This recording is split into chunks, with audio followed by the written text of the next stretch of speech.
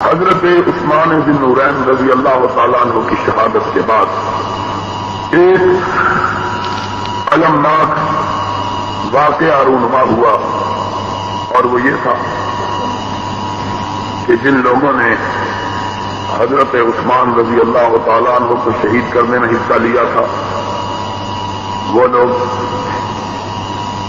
حضرت علی رضی اللہ تعالیٰ عنہ کی فوجوں میں شامل ہو گئے،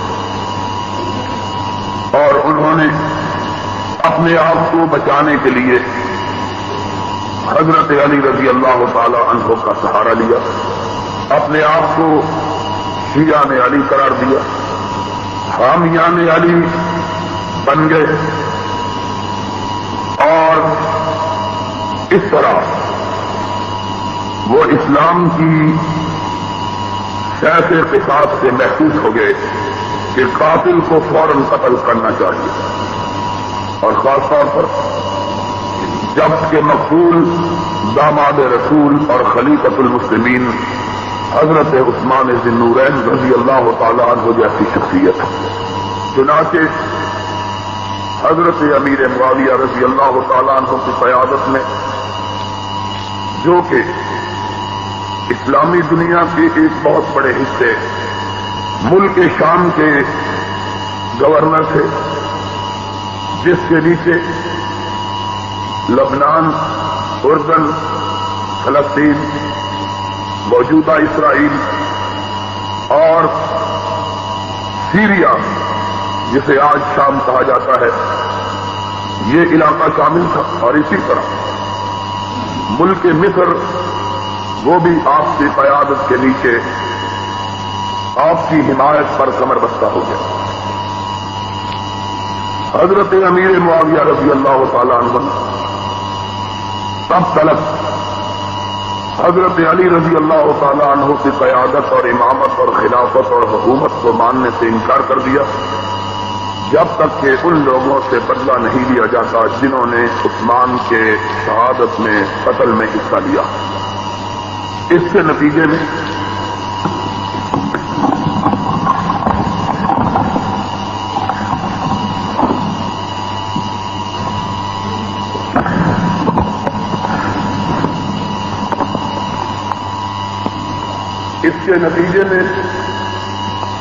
حضرت علی رضی اللہ تعالی عنہ کا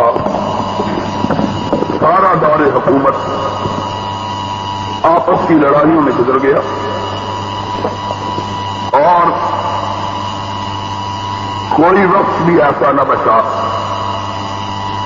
جس میں حضرت علی رضی اللہ تعالی عنہ اور ان کو مخالفوں کے درمیان مار کے نہ بقا ہوئے ہو، اور زبانی اور عملی لڑائیاں نہ لڑی گئی۔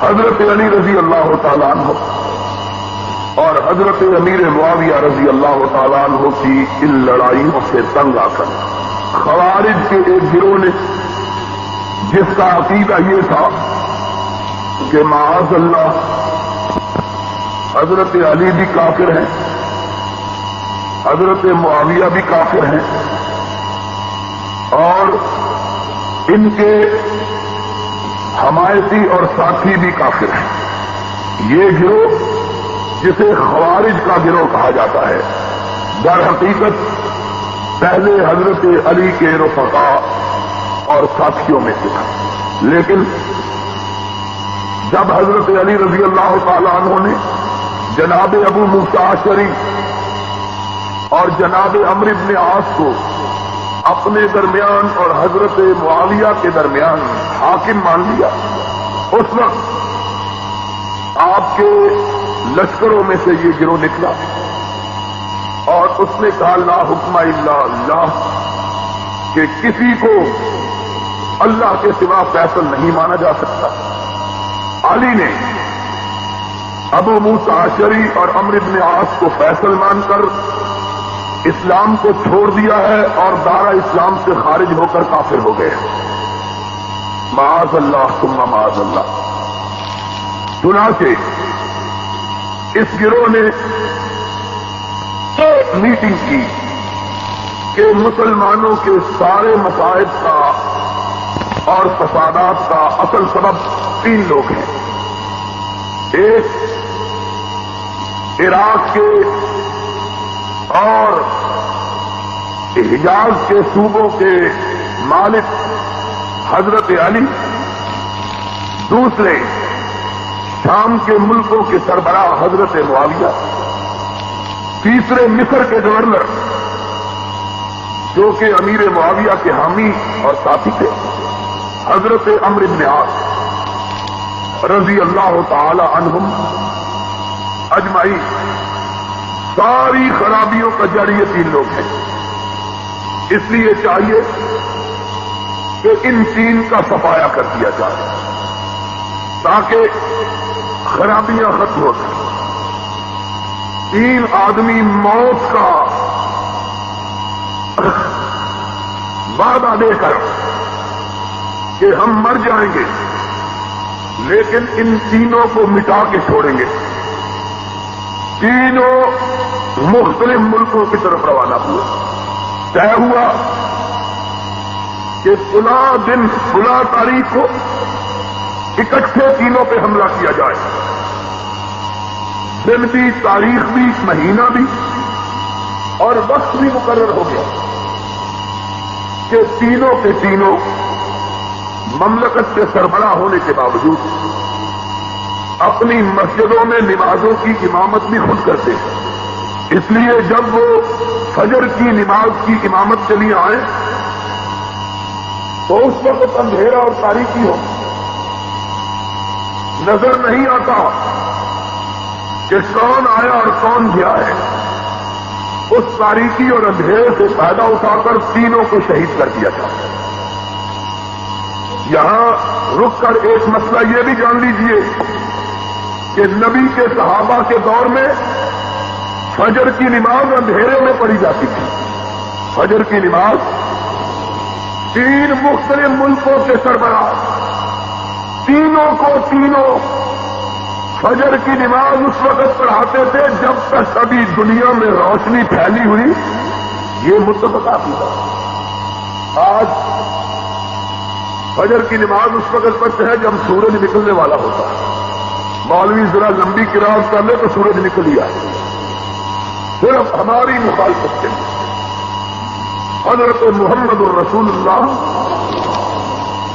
صلی اللہ علیہ وسلم کے صحابہ کہتے ہیں کہ ہم نے بے شمار نمازیں نبی کے پیچھے پڑھی ہیں.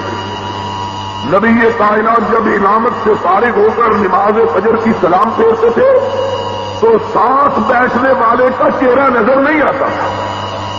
ساتھ بیٹھنے والے کا چہرہ نظر اتنا اندھیرا ہوتا ہے. ان کو کوئی پوچھے کہ تم جو چاشتے وقت نماز پڑھاتے ہو یہ کہاں سے لیا؟ صرف ہماری مخالفت. اللہ لوگوں کو حق بات سمجھنے کی توفیق عطا فرمائے. تینوں نے فیصلہ کیا کہ تینوں کو شہید کر دینا.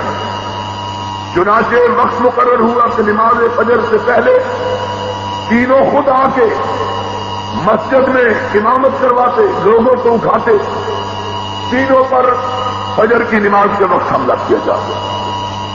چنانچہ تینوں مجرم تینوں مختلف ملکوں کی طرف روانہ ہوئے. ایک کوفے کی طرف، ایک دمشق کی طرف اور ایک مصر کی طرف.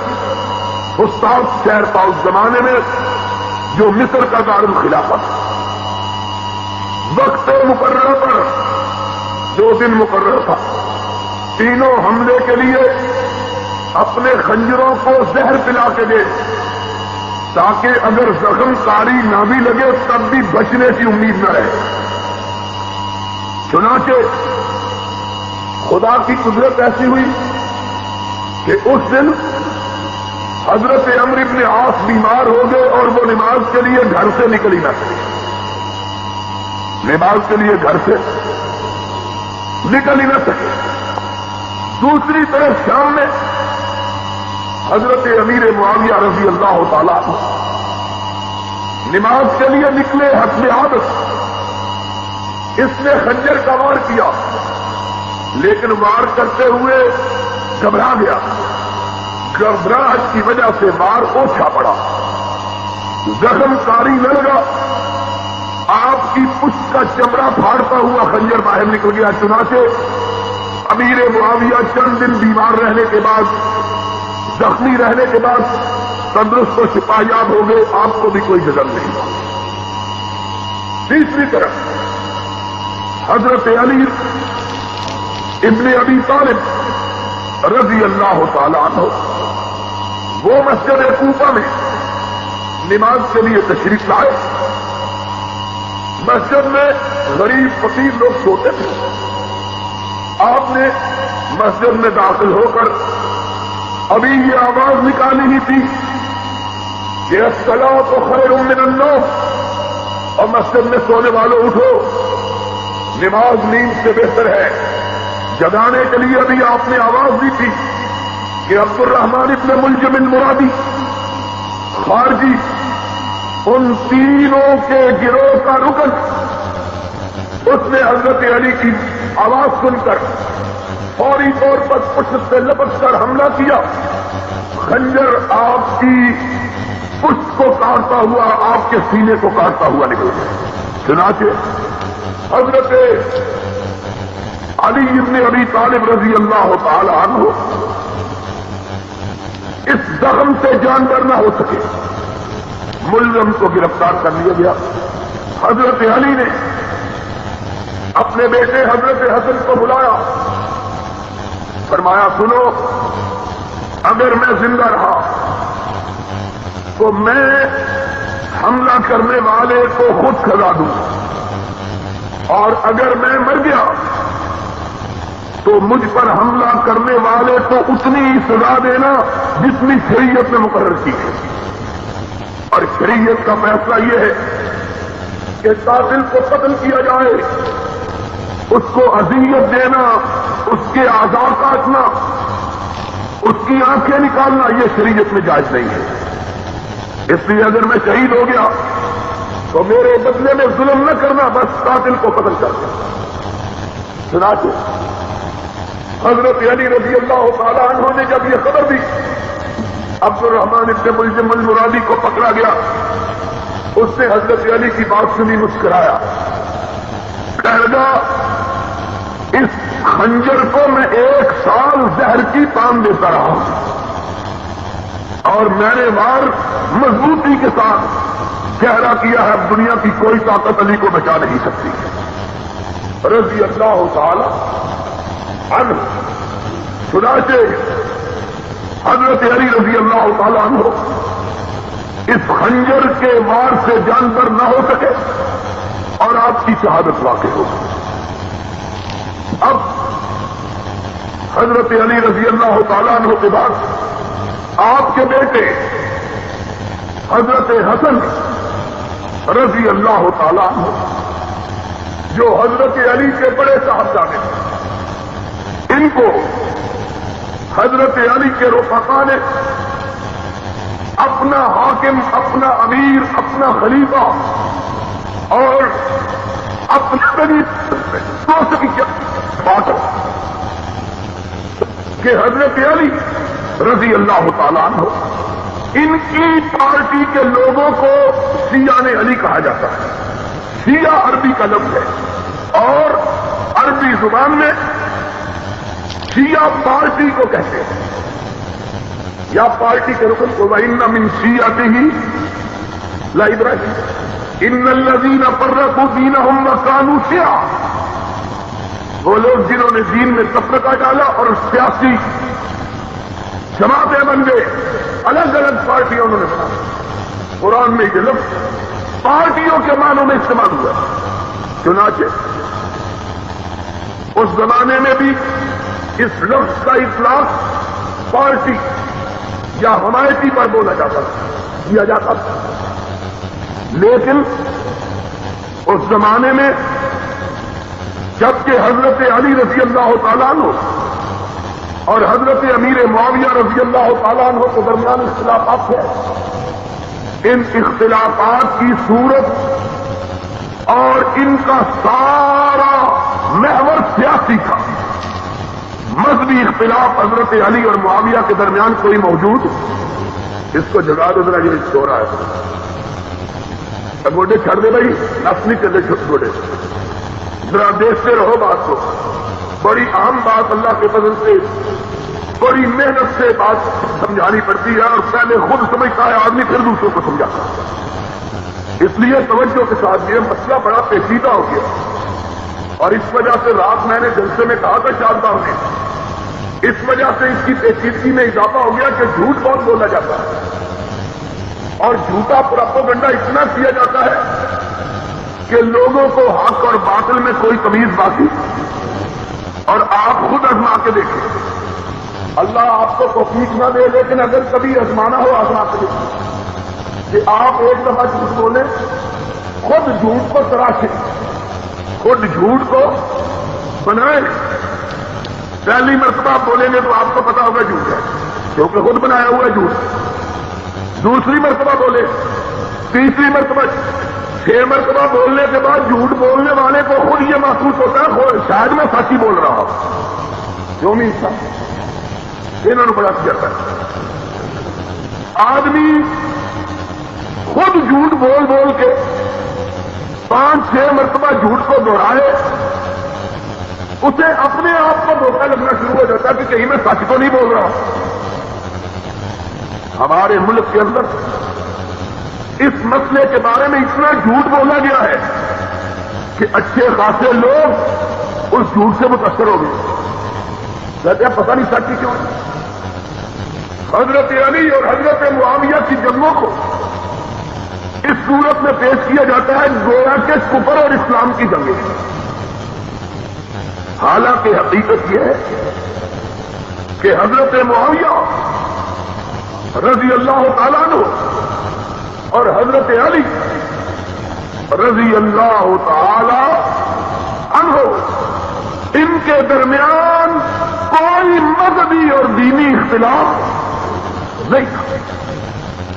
دونوں کا مذہب ہے، دونوں کا عقیدہ ایک، دونوں کا نظریہ ایک، دونوں کا خدا ایک، رسول ایک، کتاب ایک، قبلہ ایک، کوئی مذہبی اختلاف نہیں۔